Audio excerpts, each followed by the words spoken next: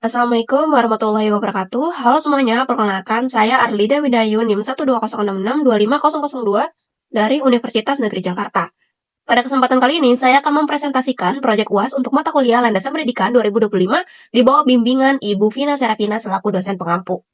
Topik yang saya angkat adalah upaya pendidikan dan sosok manusia yang diharapkan, dengan subtopik hakikat dan tujuan pendidikan dalam konteks pembangunan manusia. Dalam presentasi ini, saya juga membahas studi kasus mengenai tujuan pembangunan manusia melalui pendidikan, khususnya tantangan besar yang masih kita hadapi yaitu lebih dari 3,9 juta anak di Indonesia belum bersekolah. Semoga penjelasan ini dapat memberikan gambaran yang jelas mengenai pentingnya pendidikan dalam membangun kualitas manusia.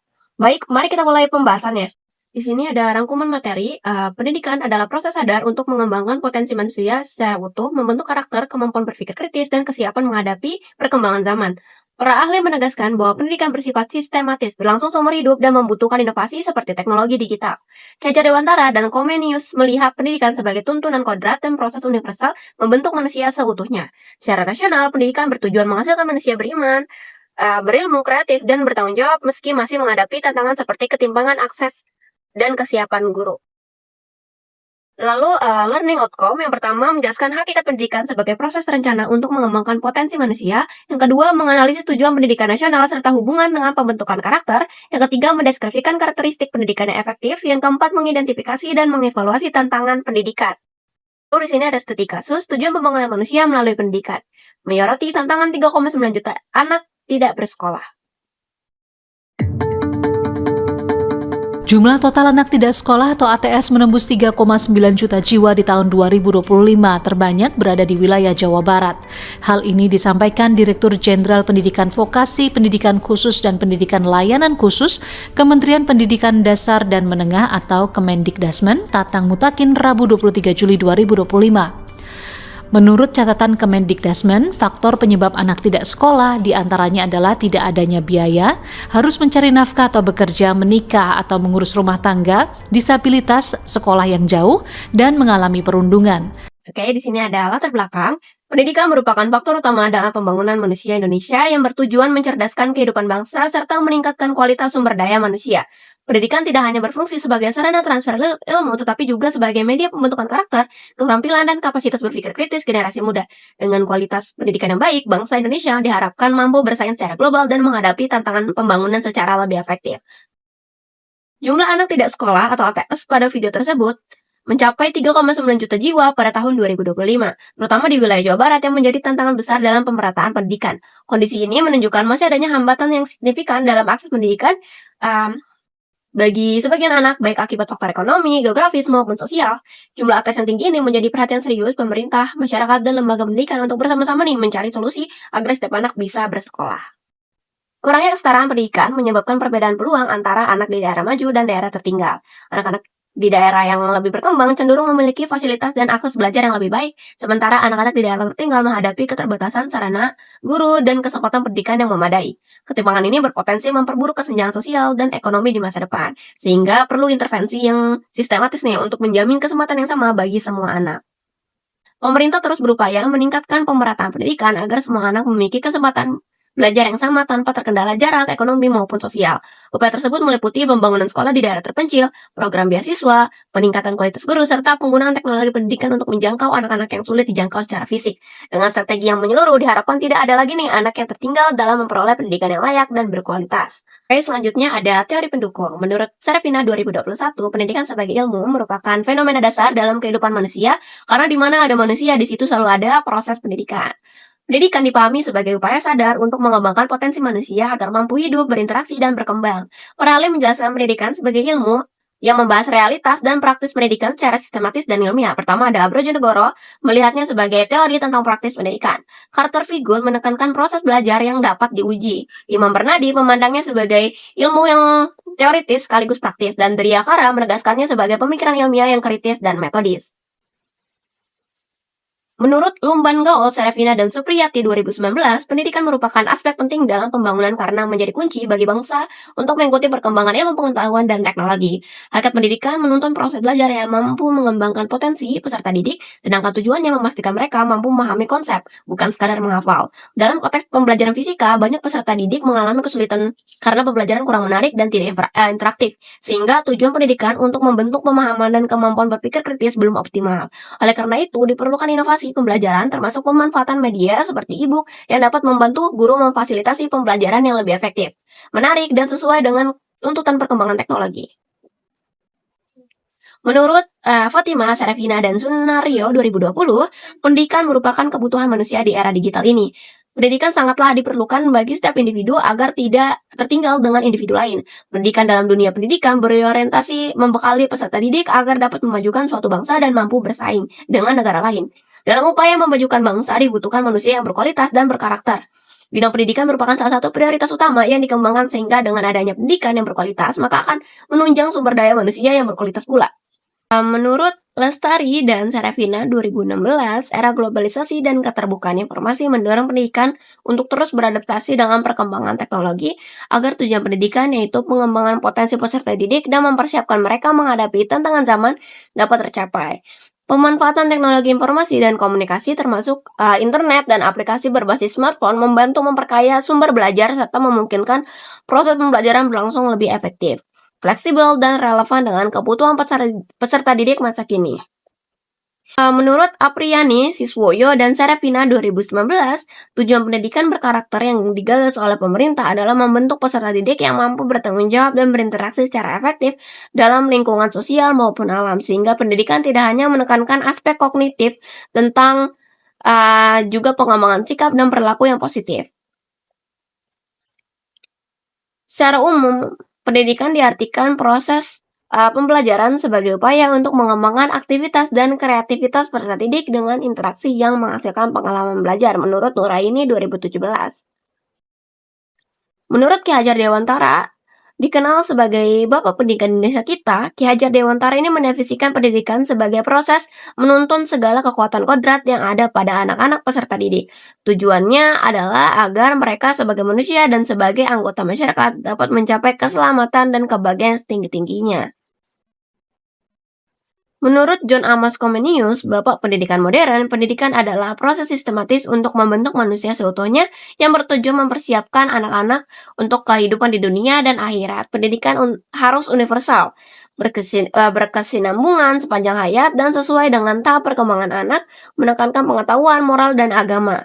Juga memperkenalkan metode pengajaran visual dengan buku gambar dan mengajarkan dengan bahasa sehari-hari.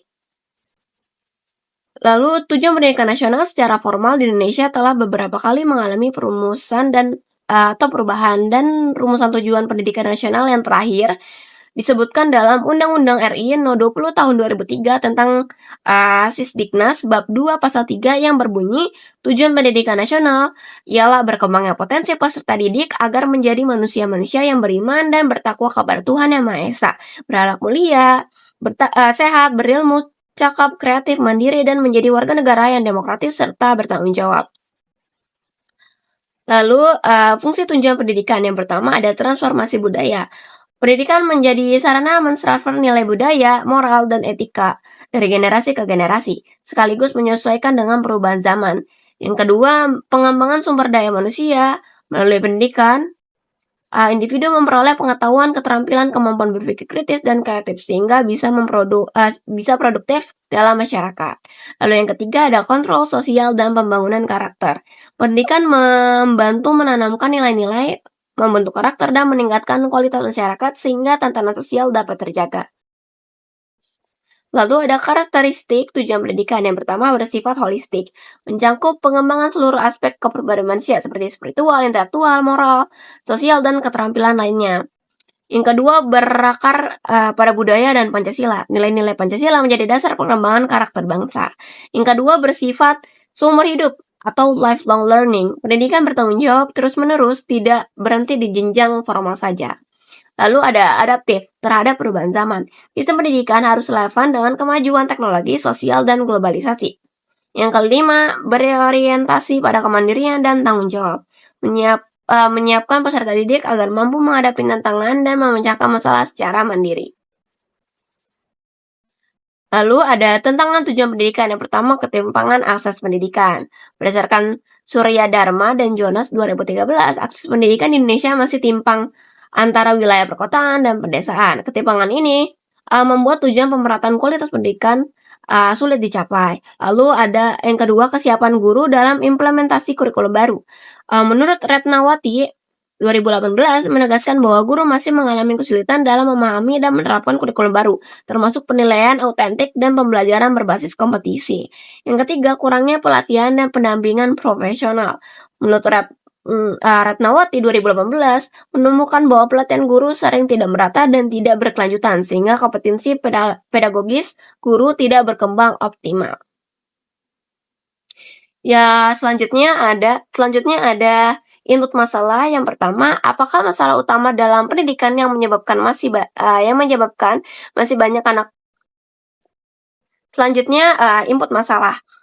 Yang pertama, apa masalah utama dalam pendidikan yang menyebabkan masih banyak anak putus sekolah akibat keterbatasan fasilitas dan tenaga pengajar? Yang kedua, mengapa angka anak yang tidak sekolah masih tinggi akibat faktor ekonomi, sosial, serta jarak sekolah yang jauh dari tempat tinggal?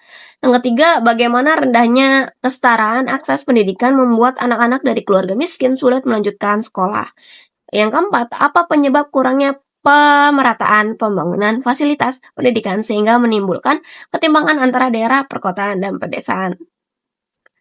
Proses penyelesaian masalah. Yang pertama, pemerintah memperluas program pendidikan jarak jauh atau PJJ dan sekolah terbuka untuk memastikan semua anak tetap belajar. Yang kedua, untuk menekan angka anak tidak sekolah, pemerintah meluncurkan program sekolah rakyat dan memberikan bantuan sosial serta beasiswa.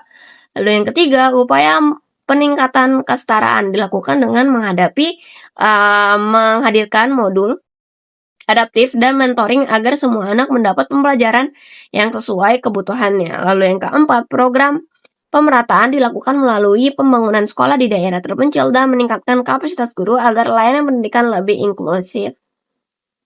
Lalu output masalah, yang pertama, program pendidikan jarak jauh berhasil memberikan akses belajar bagi anak-anak di wilayah dengan keterbatasan fasilitas.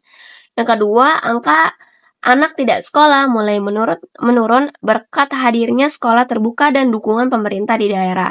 Yang ketiga, meningkatnya kesetaraan pendidikan terlihat dari semakin banyaknya anak dari keluarga kurang mampu yang kembali bersekolah. Yang keempat, adanya peningkatan pemerataan pendidikan menjadikan pembangunan manusia di Indonesia lebih seimbang antara daerah maju dan tertinggal. Selanjutnya ada saran atau feedback. Yang pertama, sebaiknya pemerintah memperluas akses pendidikan di daerah terpencil agar kualitas layanan belajar semakin merata. Yang kedua, seharusnya program bantuan dan pendampingan diperkuat untuk mengurangi angka anak yang tidak sekolah, terutama di wilayah rentan. Yang ketiga, hendaknya sekolah dan pemerintah mendorong kesetaraan akses pendidikan bagi anak dari berbagai latar belakang ekonomi. Lalu yang keempat, usahakan adanya kerjasama berkelanjutan untuk meningkatkan pemerataan fasilitas pendidikan antara wilayah perkotaan dan pedesaan. Kesimpulan dari presentasi kali ini, pendidikan berperan penting dalam pembangunan manusia Indonesia yang cerdas dan berkarakter. Menurut Ki Hajar Dewantara, pendidikan menuntut kodrat anak agar berkembang sesuai jati dirinya, menuju kebahagiaan dan keselamatan. Pendidikan tidak hanya mentransfer ilmu, tetapi juga membentuk watak dan kepribadian untuk menghadapi tantangan serta ketimpangan akses dan pengaruh globalisasi. Pendidikan perlu diperkuat melalui pemerataan, inovasi, serta penguatan karakter agar melahirkan manusia-manusia Indonesia yang unggul dan bermartabat. Oke, terakhir di sini ada daftar pustaka. Oke, demikian pemaparan yang dapat saya sampaikan mengenai hakikat dan tujuan pendidikan dalam konteks pembangunan manusia. Dari pembahasan ini, kita dapat melihat bahwa pendidikan bukan hanya proses belajar, tetapi juga fondasi penting dalam membentuk kualitas manusia dan masa depan bangsa, terutama ketika masih ada jutaan anak Indonesia yang belum mendapatkan akses pendidikan. Semoga materi ini bermanfaat dan dapat menambah wawasan kita semua. Terima kasih kepada Ibu Vina Sarevina selaku dosen pengampu atas bimbingannya. Saya Dewi Ayu, pamit undur diri. Wassalamualaikum warahmatullahi wabarakatuh.